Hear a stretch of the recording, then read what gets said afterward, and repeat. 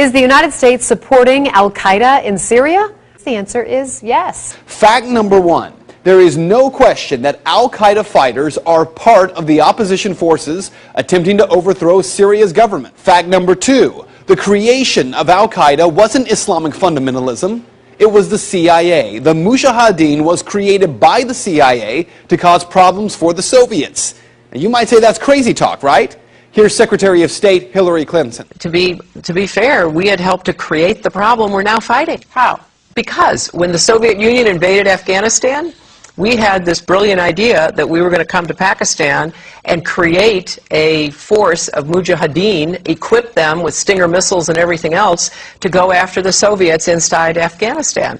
And we were successful. The Soviets left Afghanistan, and then we said, great, goodbye, leaving these trained people who were fanatical in Afghanistan and Pakistan, leaving them well armed, creating a mess, frankly, that at the time we didn't really recognize. We were just so happy to see the Soviet Union fall, and we thought, okay, fine, we're okay now. Everything's going to be so much better. Now you look back, the people we're fighting today, we were supporting in the fight against the Soviets. So it's not a conspiracy theory, it's history. And it's history that's being repeated in Libya and now in Syria.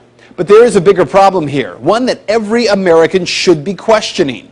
We're fighting Al-Qaeda in Afghanistan, but we're also bombing Al-Qaeda targets in Pakistan and in Yemen.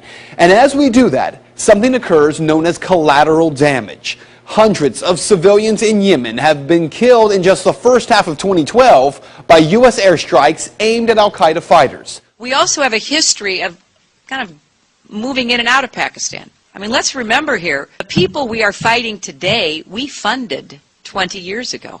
And we did it because we were locked in this struggle with the Soviet Union. They invaded Afghanistan, and we did not want to see them control Central Asia. And we went to work. And it was President Reagan, in partnership with the Congress, led by Democrats, who said, you know what, sounds like a pretty good idea.